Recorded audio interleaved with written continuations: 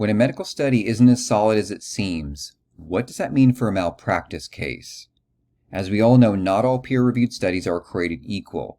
Some look very legitimate, but if you scratch just a little bit below the surface, sometimes you can find conflicts of interest, biased samples, and missing long-term data that really does make the difference. Today I'm going to show you how a scientific article masked surgical risks and why it's critical to not just read the article, but to read between the lines. Now, to be clear, this article we're looking at, it was not published in what we would traditionally think of as a predatory journal. Not at all. But I would argue that it sits in this kind of weird, gray, shady zone to the point that it qualifies as predatory light. It's credible enough to pass at first glance, but it's riddled with vulnerabilities once you dig just a little bit deeper. I wrote about this more extensively on my Substack this week, so if you're curious, I'll link below and you can go check that out. But I thought that this was important enough to do a video that focused a little more on this article. So to set the stage, this was published in the Journal of Obstetrics and Gynecology Research in 2020, and it compared the outcomes of laparoscopic assisted myomectomies, a type of fibroid surgery. And this procedure was performed at a freestanding ambulatory surgical center versus a hospital outpatient setting. During the malpractice trial, defense attorneys kept bringing this study up over and over again in all the expert reports, the depositions, during the trial. This article wound up in front of the jury, and it was cited by the defense as, hey, this is not only a very safe procedure, it's actually superior to a hospital outpatient setting, and it very much met the standard of care. Now, at first glance, this article, it looks incredibly credible, right? It's peer-reviewed, it's full of data tables, detailed statistical analysis, and it was cited to argue that doing a complex gynecological surgery at a freestanding center is amazingly safe. But I'm going to point out 5 problems with this study. The first is that every single case in this study came from one private clinic for the freestanding center side of the study. And that clinic just happens to be owned by the lead author here and co-owned by all of the co-authors. There was no independent site, no external validation, and in my book, that's a massive conflict of interest. Now, technically, that relationship was disclosed later, and I'll draw your attention to that toward the end of the video. And there is some very strategic kind of language in that, so it isn't necessarily cut and dry. But I would say that this conflict is not highlighted for the readers in this article. This does not qualify as what I would consider objective data. It doesn't even try.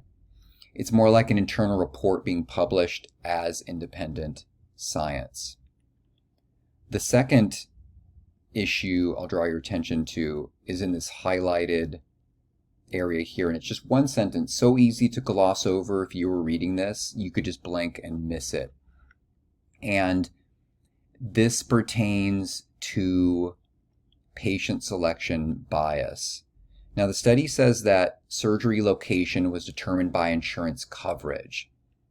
Now, let's take a step back and think about some possible implications here.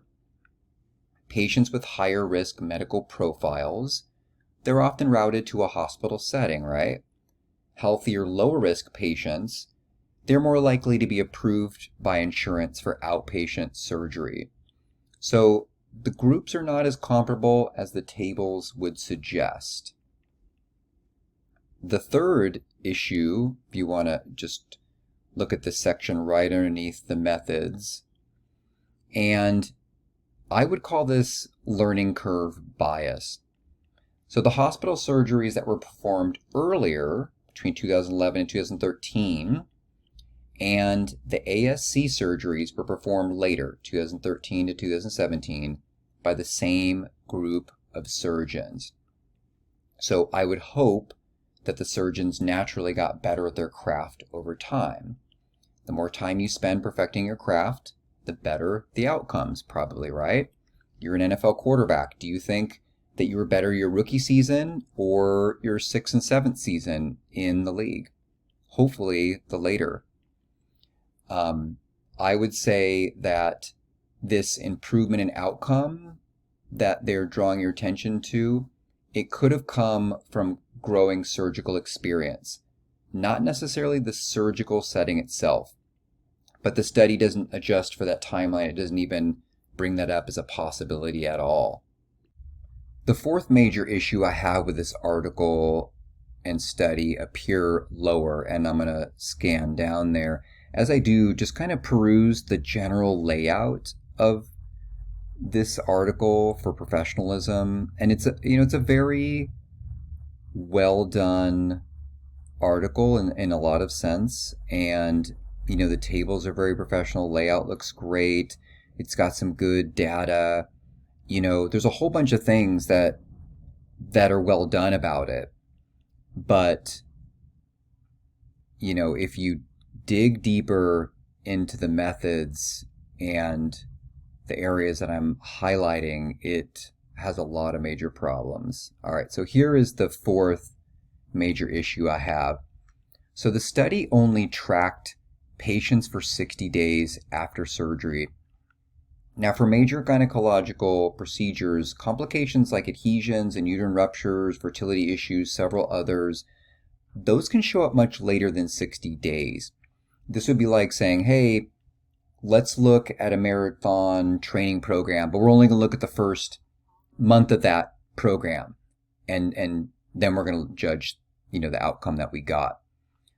There's another bonus kind of red flag in here too, and it says, but patients may not have been seen, they may have been seen at a different facility or physician's office, resulting in a potential underreporting of post-operative complications.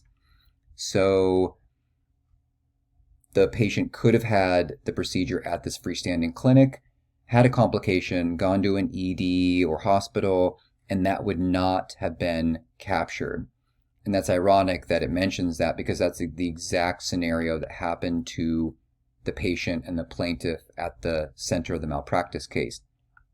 She went to them, got the procedure done, a few days later had very severe complications, had to go to an emergency department, was hospitalized, had to have several subsequent surgeries at a different facility. That data would not have been tracked and reported and would not have wound up in this study. The fifth major issue I would just kind of characterize as a statistical illusion, or maybe a statistical polish might be a better term. So yes, there are p-values. Yes, there are regressions, but you cannot statistically fix certain things. A bias sample is one of them, short-term follow-up period that I pointed out earlier, or an internal-only data source. So this kind of polishing, it gives it an appearance that creates a false sense of confidence, especially for readers who might not dig too deep into the study design.